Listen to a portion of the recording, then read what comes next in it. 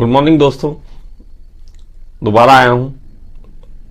अगर नेट की दिक्कत होती है तो फिर अब की बार नहीं आऊंगा।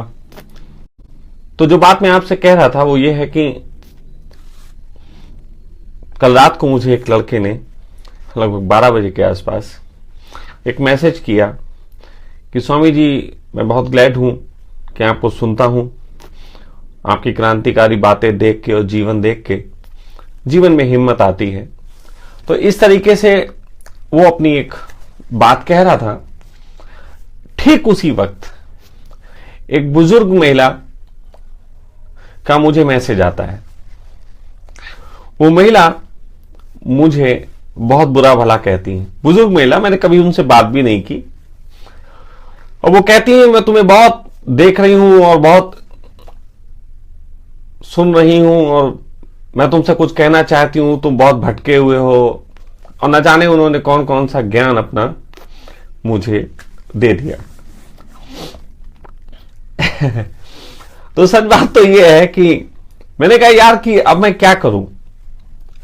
एक युवा मुझे जो मान रहा है मैं उसकी सुनूं, या एक जो मुझे गाली दे रहा है मैं उसकी सुनूं।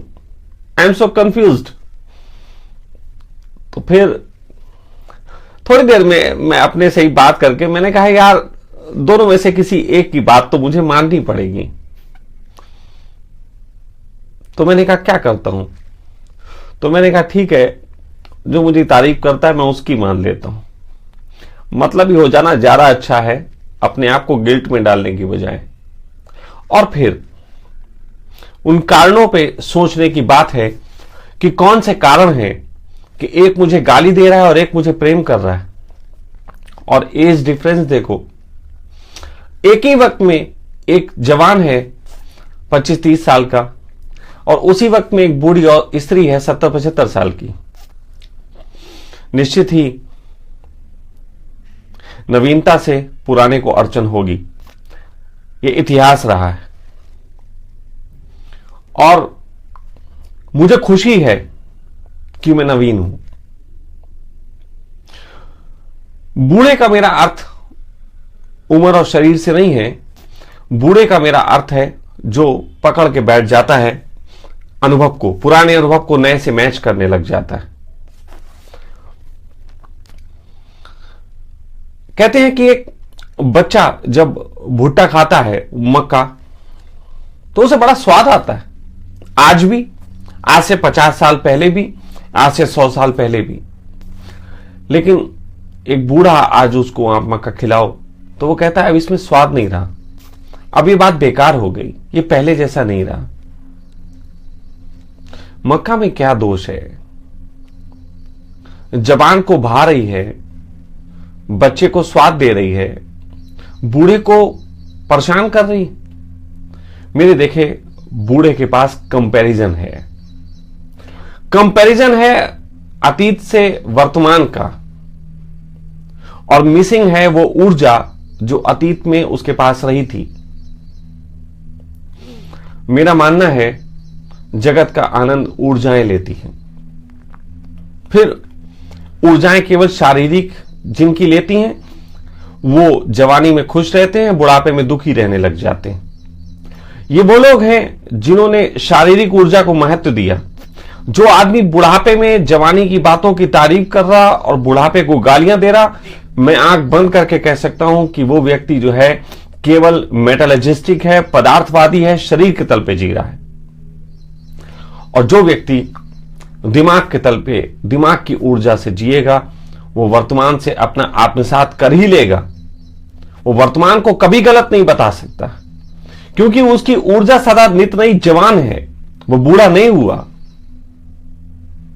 बूढ़ों को मुझसे बहुत दिक्कत होने वाली है, और खास तौर पे शरीर के तल पे जो अपने पुराने अनुभवों को पकड़ के बैठ गए। हां, उन बूढ़ों का मैं स्वागत करूंगा जो आज भी किसी के लिए धड़कने की चाह रखते हैं। फिर वो चाहे 80 साल के हो, चाहे 90 साल के, चाहे वो 20 साल की लड़की के लिए धड़के या 80 साल की बुढ़िया के लिए, चाहे वो कोई बुढ़िया हो। और कभी कभी तो मुझे ऐसा लगता है